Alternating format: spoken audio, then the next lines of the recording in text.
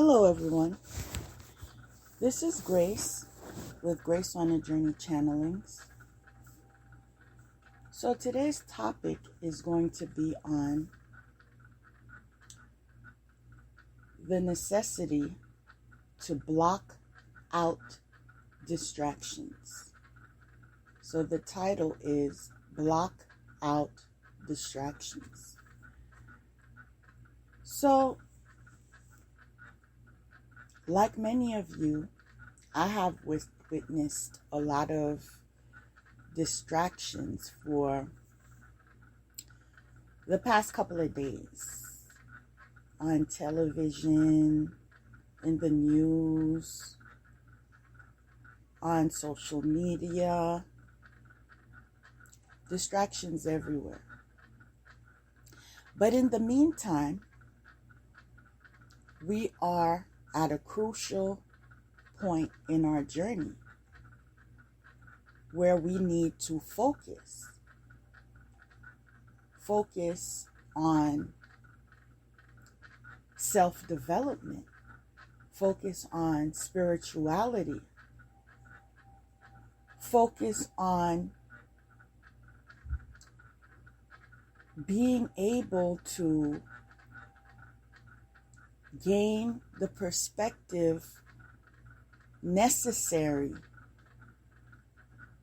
to help us to evolve when we practice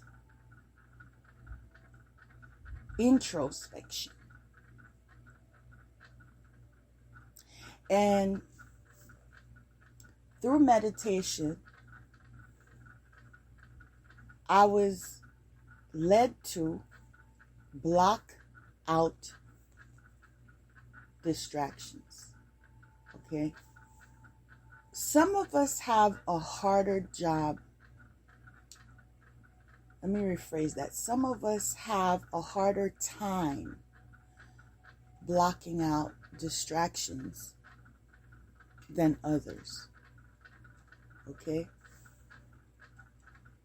Some of us can do things cold turkey. They just need a reason that makes sense, a reason from a credible source, and a reason that will bring gain to them some way, somehow. And it's done deal. You know? Others of us have issues with willpower and being able to stop.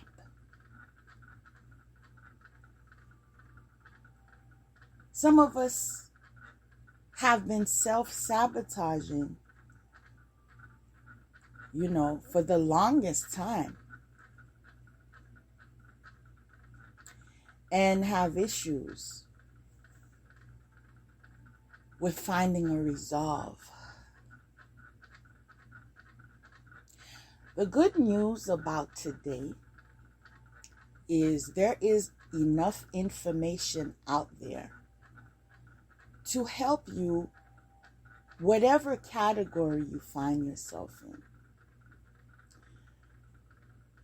If it may relate to something like addiction.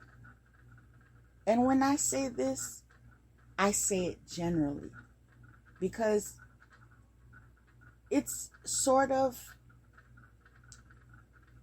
earned, that word has sort of earned a stigma that is focused mainly on drugs and alcohol. But the reality is, addictions can be based on various things that have nothing to do with drugs and alcohol.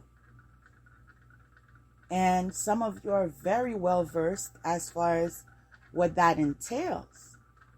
Some people are addicted to food, right? And then there are others who are addicted to sweets mainly. It's not a food thing. It's a sugar thing. We have some people now who are addicted to social media. We have others who are addicted to gaming, gambling. The list goes on. And some of these things seem to be mind-boggling to someone that is not in that situation. But the reality is, it is very much of a hindrance and somewhat of a disability for the person that is enduring this type of low vibrational pull. It gets you off track when it relates to progress. It interferes with your decision making. It blemishes your behaviors. It brings chaos and makes life hectic when things could have just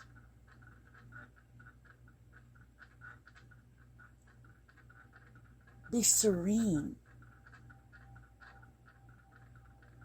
So, as I always like to say, balance is the fruit of the universe.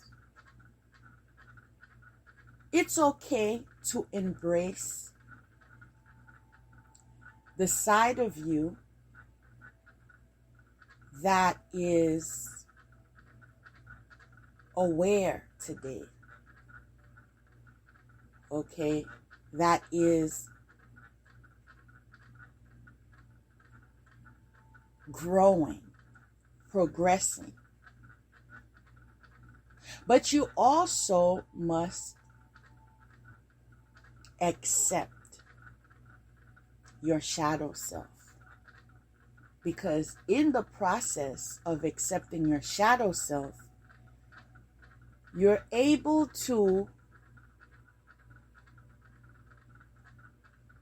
discern what is no longer working for you. What must be discarded in your life? What areas need to be decluttered? And this is related to every area of your life. This is not just, addiction. This is not just gambling. This is also in your relationships. Okay. Who still carries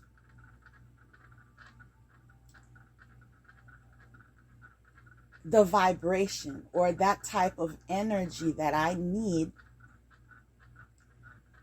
to remain on a forward movement? Because some people, some groups put you in the mindset that causes you to be stagnant and eventually regress. So, yes, you do have to practice discrimination when it comes to who you associate yourself. And the reason why is because It's survival of the fittest, okay? It's self-preservation. And so if I know that whenever I am in your company,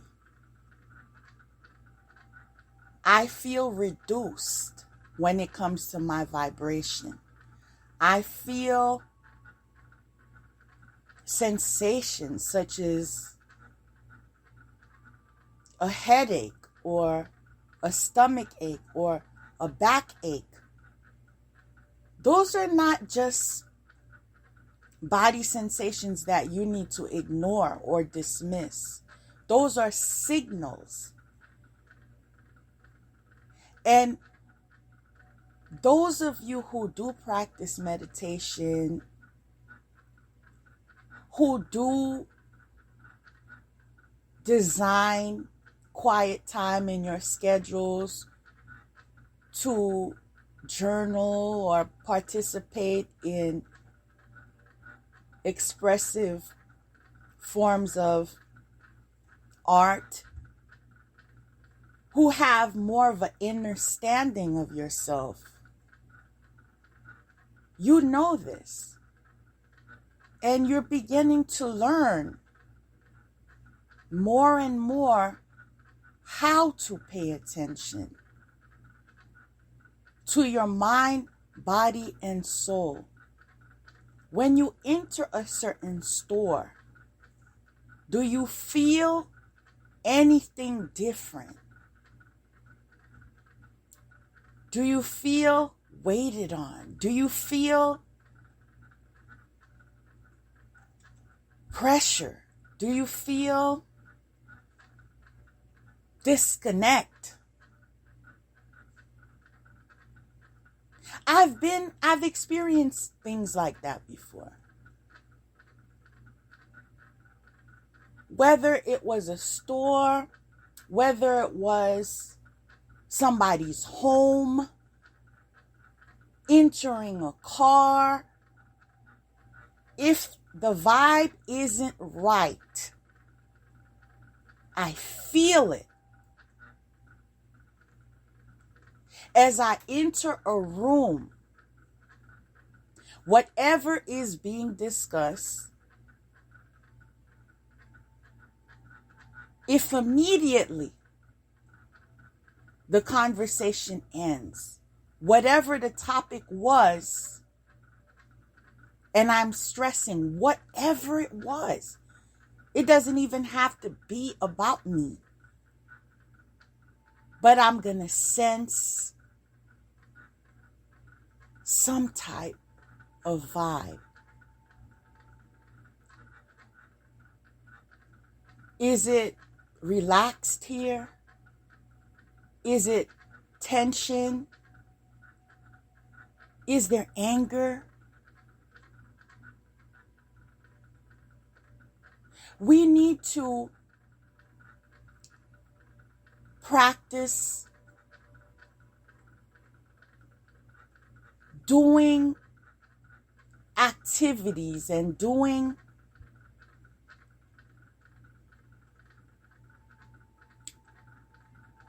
just bringing ourselves to a point where we are more balanced. Because when we are not balanced, we cannot connect.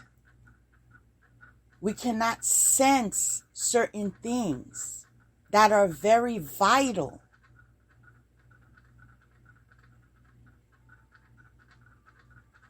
Now, there are people that are considered to be wise, okay? But in order for them to live according to wisdom, they had to begin practicing discernment, right? So there's a time for leisure activity